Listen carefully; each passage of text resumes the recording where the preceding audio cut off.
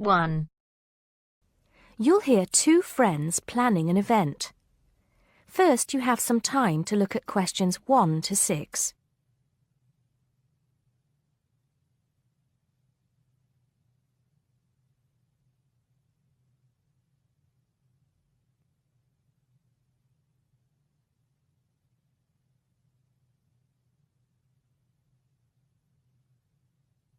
Now we shall begin. You should answer the questions as you listen because you will not hear the recording a second time. Listen carefully and answer questions 1 to 6. Hello, Joan. I'm glad you could come. Hello, Peter. What's up? Is something the matter? No, everything's fine. It sounded urgent on the phone. Did it? It's just that I've had this idea and I wanted to see how soon we could get it off the ground. Well, don't keep me in suspense. You know they're planning to close down the local clinic. It was in the newspaper yesterday, but most people have actually known for some time. Well, I thought we should do something about it. What did you have in mind? I thought we could organise a charity event and donate the money to the clinic. I know it doesn't sound like much, but it will show the local council how we feel and that we mean business. That'll take quite a lot of organising. Why don't we just hold a protest outside the town hall? A protest would take just as much organisation as an event like this. Besides, I think fewer people would turn up. A village fair or something like that would attract more people and get money for the clinic. People are more generous when they're enjoying themselves. OK then, it sounds good to me. How do we start? First, we put our heads together and come up with a list of people who'll be willing to help and people who can provide us with some of the things we need. For example, we might need a caterer to provide refreshments, a rock band for entertainment, tents and so on. Then, we do a lot of telephoning around and try to get everybody together at the same time in the same place. Sounds like a lot of work to me. Well, that's only the beginning. First things first, though. Let's decide now on who to get to the initial meeting and where and when to hold it. Fine. Well, the village hall would be the best place to have the meeting. It's not as big as the youth club, but it's warmer. There'll be no problem getting permission to use it, but I suppose it depends on how many people we invite. We don't want too many, otherwise the meeting will go on too long and nothing will get decided. But the village hall is a good idea. It's more official than having it in someone's living room. How many? 6 or 8 people to start with? 10 at the most? OK, now we have to decide on a suitable day and time. Suitable to everybody, I mean. A Saturday or Sunday would seem to be the best choice because people aren't at work on those days. But they may not like the idea of giving up a part of their weekend for a meeting. Unless we persuade them it's for a good cause, or that it's to their advantage, and that it'll all be a lot of fun. We'll provide refreshments, of course. What if some don't want to give up their weekend? Then we'll give them an alternative. Say, one evening in the week after everybody's finished work. We'll see which is the most acceptable to them, then book the hall. I can do the refreshments for the meeting. I'll get Darren and Maggie to help me. I'm sure they'll be more than willing. Before you hear the rest of the conversation, you have some time to look at questions 7 to 10.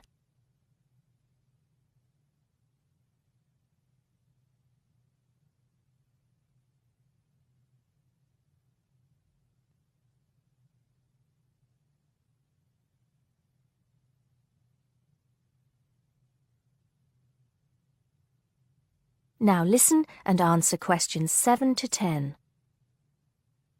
So, what's next on the agenda? A list of who we want at the meeting.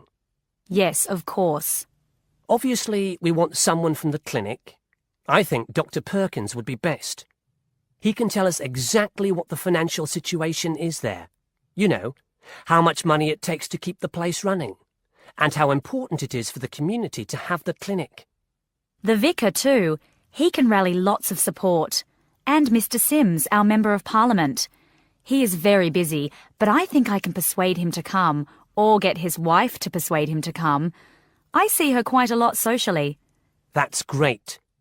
2 other people I have in mind are Freddie Smith. The journalist? Yes. Well, he's the editor of the local paper now, and might be useful. He might let us advertise for free, and he'll know how to go about getting leaflets and posters printed. That's another thing. We'll need volunteers to put leaflets through people's doors and stick up posters all over the place. We can decide that at the meeting. What about the other person? What other person? You said you had 2 people in mind, Freddie Smith and... Oh, yes, Mr. Gates. Mr. Gates. Do I know him? You must do. He owns Greatfields Farm. We need a large area to hold the fete. Right. So how many have we got then? 7 or 8? There's Dr. Perkins, Mr. Sims, that journalist. Freddie Smith, you mean? Yes, him. And the vicar and Mr. Gates, the farmer. That's only 5. There's you and me. That's 7. That will do for now. Let's start making phone calls. That is the end of part 1. You now have half a minute to check your answers.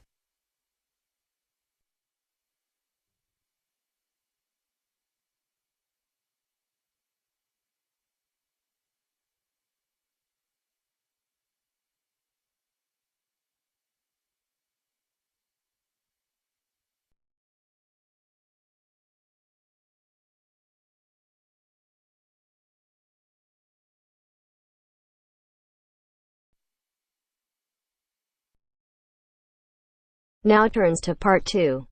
Part 2. You are going to hear a talk given by Madeline. She is going to introduce the recreational facilities on campus and in town. First, you have some time to look at questions 11 to 16.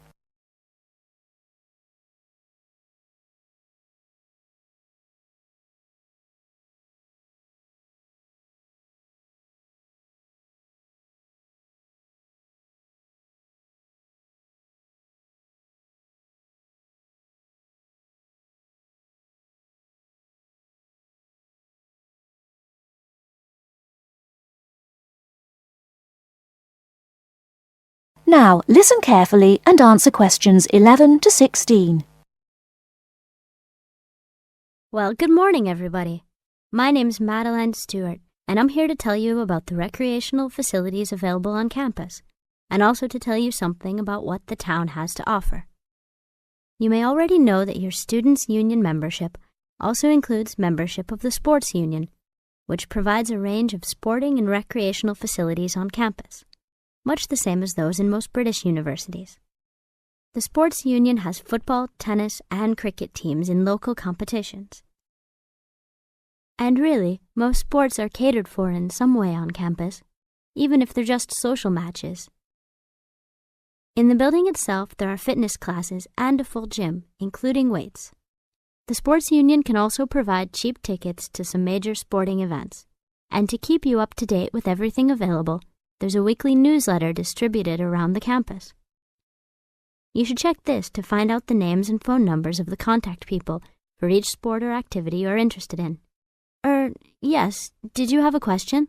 Yes, apart from what you've just said, does the Sports Union offer individual help in any of its activities, for example, in getting fit and healthy? Yes, we do.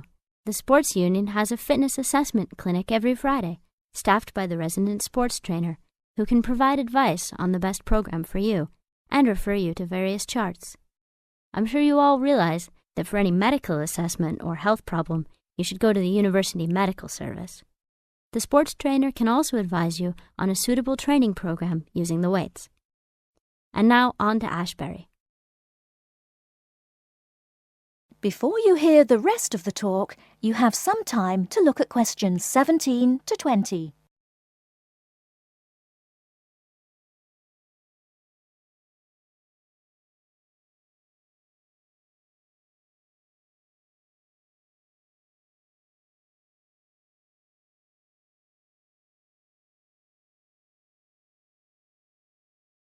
Now listen and answer questions 17 to 20. And now on to Ashbury. For a town of its size, Ashbury has some unusually good leisure and sporting facilities, most of which are near the center of town and easily reached by bus from this campus. There's a new, well, almost new, Olympic-sized swimming pool. That's not quite in the central town area, but it's only a 5-minute walk from the bus stop. Above the pool, there's a high-tech fitness center that any of you more serious fitness lovers would need to check out. Then, in the center of town, there's a sporting complex called the Anderson Center, which contains squash courts and facilities for a number of other indoor sports, such as basketball. And just around the corner from the Anderson Center, in the main street there, is an indoor bowling alley. All of these facilities are listed in the weekly newsletter, so I encourage you all to look through it and... That is the end of part 2. You now have half a minute to check your answers.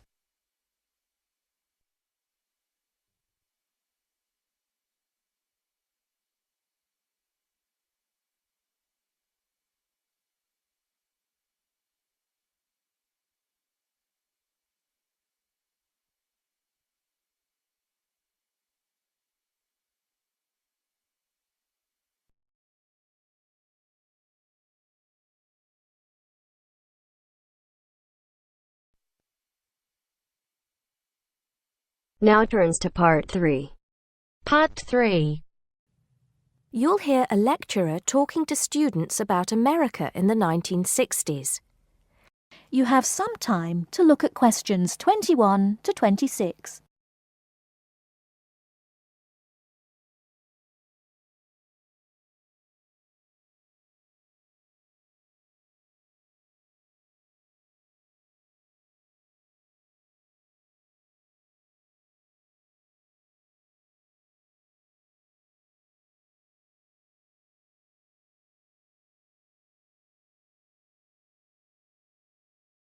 Now listen carefully and answer questions 21 to 26. We begin our examination of America in the 1960s with the usual caution. There is no sense in trying to understand any decade without looking at what came before. Those of you who still have outstanding coursework on the 1950s would do well to complete it now, if for no other reason than it will help make sense of the next series of lectures.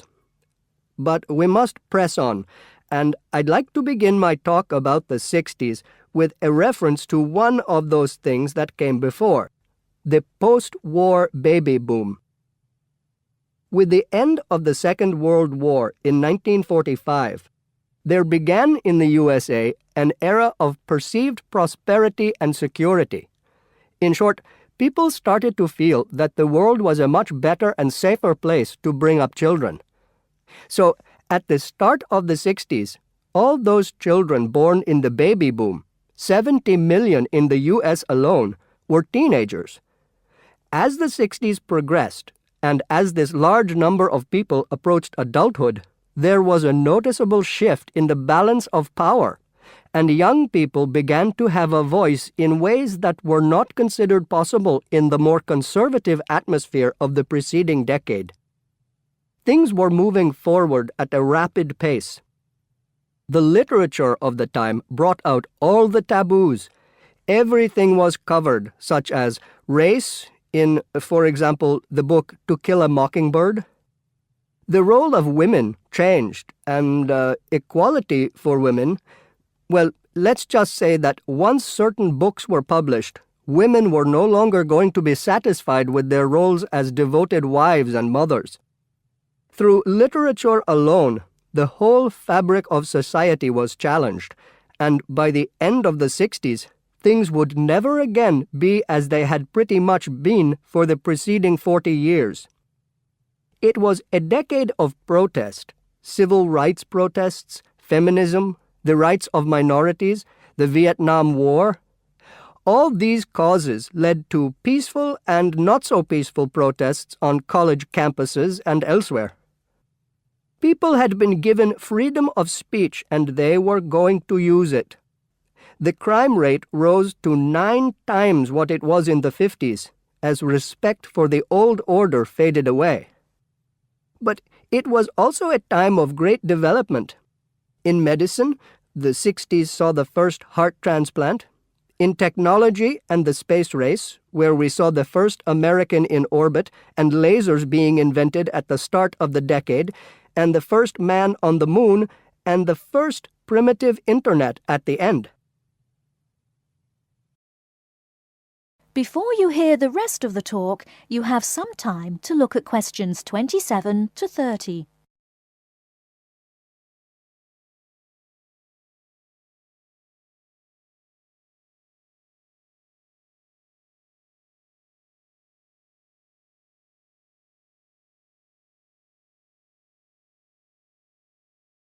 Now listen and answer questions 27 to 30. None of this, good or bad, might have happened if things in 1962 had gone slightly differently. On October 16th, President John F. Kennedy met with his closest advisors at the White House. They had obtained photographic evidence showing that Cuba was building or installing nuclear weapons. It was widely believed that Cuba was preparing to fire these weapons at cities in the USA. Kennedy was faced with 3 choices: to try to resolve the crisis diplomatically by negotiating with Cuba and the Soviet Union, to take action to block the delivery of more weapons into Cuba, or to attack Cuba, destroying their weapons. Believing that the first option would end in failure and that the third option would lead to war, it was the second option that Kennedy chose. In doing so, he succeeded in preventing the buildup of more missiles. The Soviet Union then withdrew the weapons from Cuba. Most historians agree that if Kennedy had acted differently, the episode would have led to a full-scale nuclear war between the United States and the Soviet Union. Millions would have died, and the world would have been changed beyond recognition. That is the end of part 3. You now have half a minute to check your answers.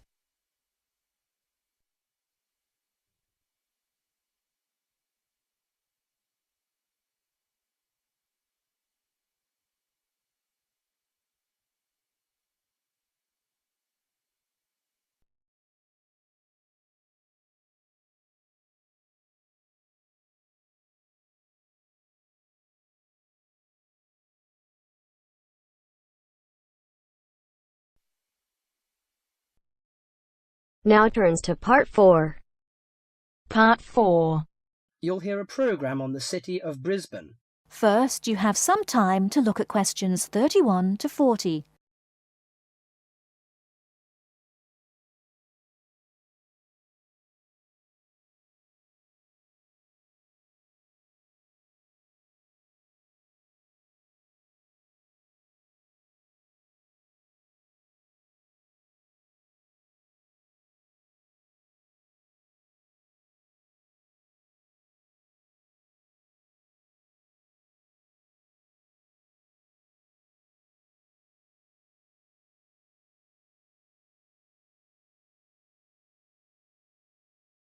Now listen carefully and answer questions 31 to 40. Today in our Around the World program, Mr. White is going to recommend a charming city to you, Brisbane. Good morning, ladies and gentlemen. Have you ever been to Brisbane? Well, if you are looking for a mild climate, a relaxed atmosphere, and a lot of culture, Brisbane might be the place for you. Its sunny cafes and offshore islands attract surfers and sun lovers, but it is also the arts capital of Queensland, with many museums and art galleries. This thriving artistic setting mixes well with Brisbane's beach town atmosphere. Together, these two qualities make Brisbane a very desirable place to live. No wonder since 1980 over 500,000 Australians have moved here. Brisbane is now Australia's third largest city. English settlers living in Australia established Brisbane in 1842. At that time, more than 100,000 Aboriginal Australians were living in Queensland. As the settlers discovered Queensland's resources, more and more of them moved in. Regretfully, the settlers drove the Aboriginal Australians from their lands. By 1859, Brisbane had grown into a prosperous city. In 1988, the world watched as Brisbane hosted the World Expo. This international fair showcased new technology, but it also showed off the city of Brisbane to the world. Brisbane also hosts a wide range of events year-round. In April, everyone can enjoy a few laughs at the Comedy Festival, and movie lovers will enjoy a film festival that takes place every August. For 2 weeks in September, there is an outdoor festival of the arts. In October, a music festival draws a large crowd. And in January, you can see Brisbane's most bizarre event. You may be surprised to hear that. The annual cockroach races. That's right, people really do train and race cockroaches. Brisbane's nice climate and compact design makes it easy to explore on foot. Follow the golden arrows in a footpath around the city centre. This will lead you on a tour of Brisbane's historical district. From the city centre, take a boat across the Brisbane River to Southbank. This area is popular for its bike paths, beach and weekend market. Hundreds of artists display their wares at this market. It's a great place to pick up some interesting handicrafts. Well, I think what you must be interested in is the unique native animals. Yes, you shouldn't visit Australia without seeing its trademark animals, the koala and kangaroo. The Lone Pine Koala Sanctuary has both. It is located just outside the city centre in beautiful parkland. You can hold one of the park's 130 koalas or feed the kangaroos. Another quiet refuge from the city is Mount Coot-tha, about 8 kilometres from Brisbane. On a clear day, it offers spectacular views of the city. It also has hiking trails and beautiful gardens. Along the Brisbane River, a sunset cruise is also very relaxing. The areas around Brisbane are impressive. A coastal drive south of Brisbane will take you along the Gold Coast. This famous coastline boasts some of Australia's best beaches. Stradbroke Island is another easy day trip from Brisbane. A cliff on the island called Point Lookout offers a great view. From there you can see dolphins swimming below. Brisbane Forest Park, to the north of Brisbane, is a great place for hiking and camping. These great getaways, along with Brisbane's own laid-back charm, make this city an ideal place to visit. That is the end of part 4.